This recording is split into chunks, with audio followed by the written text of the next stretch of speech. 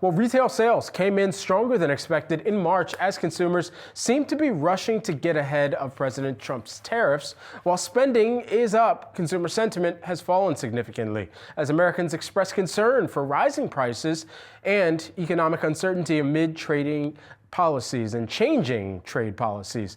Joining me now in the state of consumer, we've got Stu Leonard Jr. He's the CEO and president of Stu Leonard's Grocery Stores. Stu, good to see you once again. What are you hearing from your customers who make their way into your stores, through your aisles, and hopefully to the cash register? I don't know if they're smiling, frowning. What's going on?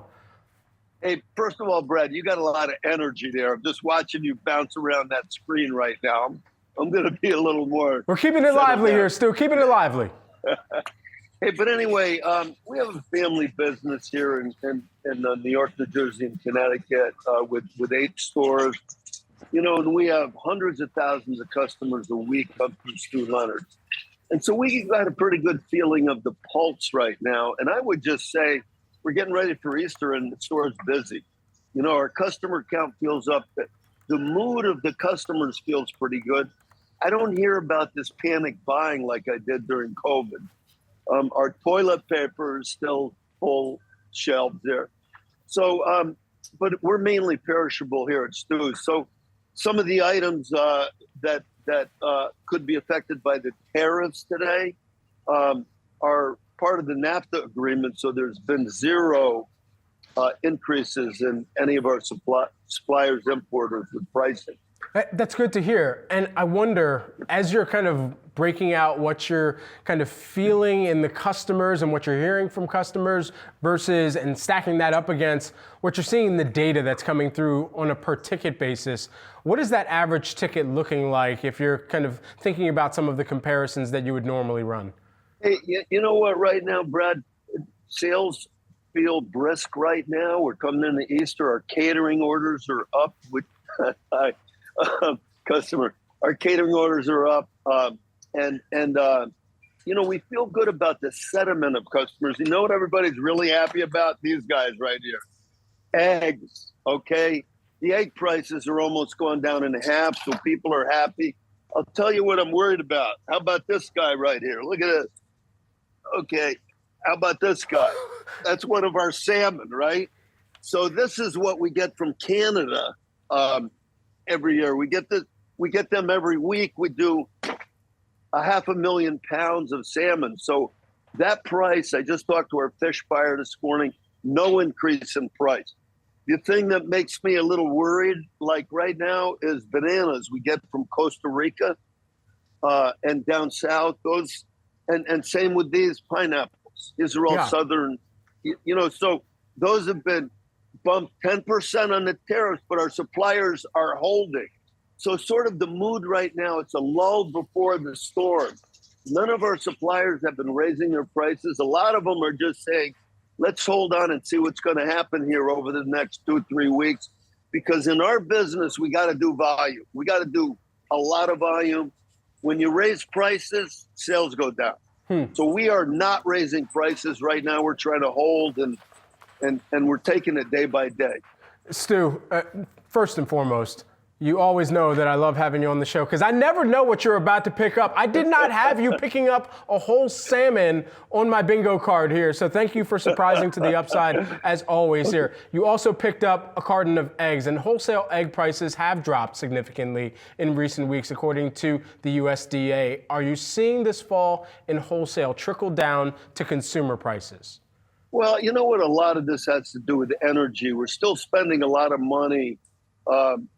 You know, our kilowatt hours, even in our company, have almost doubled this year now. And so energy is a big thing. Transportation costs to get bananas and pineapples. And, you know, like another thing that worries me, all the lamb that's coming in from New Zealand right now. We have our own little quote tariff negotiation going on with our supplier. But here's the thing. It's Mary Beth. They have a beautiful little family farm in New Zealand. They raise the best, animals and sheep. Of course, New Zealand, there's more sheep than humans. But, and they're a beautiful little family business. I'm going to try this afternoon to work it out. She's going to want the 10%. I'm going to try to say, hey, Mary Beth, if you could hang on and do 50-50, I'll eat half of the tariff plus 5%. You eat half the tariff plus. I did that during COVID. She kept our shelves full. It's my turn to help this small family business out. I don't want them to be harmed too much because of the tariffs. And Stu, in real time here, live on air, you're actually giving us a lot of the dialogue that many businesses are trying to work through right now with their partners. What is the pulse that you're hearing from other retail CEOs that you may be in conversations with them and the rest of us are just the consumers on the other side trying to figure out what our cart may look like? Well, Brad, here's the thing. We got to work differently. Like, I'll give you a good example. Here's tequila right here, okay? Now, this is only made in Mexico. If this goes up in price, okay, and it's not right, or it is, that's going to be tariffed right now. Where are you going to buy tequila? After that, there's nobody else in the world produces it. So that makes you a little bit nervous with products like that.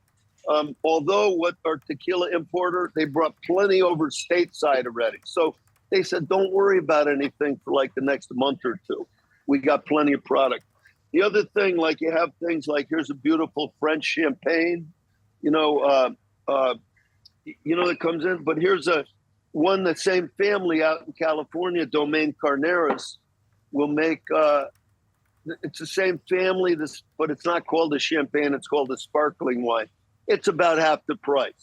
Our customer's going to switch from a European wine or spirit, and are they going to start buying U.S. products instead? Yeah. Because of the tariffs. So that's what we're waiting to see. I wonder what's going to happen on that one. Yeah. Well, Stu, I've been having the champagne of waters on my side, which is essentially just sparkling and bubbling water. That's what we can do right now. Stu. How about this? How about come on over, Brad? We'll have some champagne and brie cheese together. How's that? Look, I'm on the next train up there. Stu, thanks so much for the time, as always. All right. Hey, happy Passover, happy Easter to everybody. Thank you for having me on today. Same to you.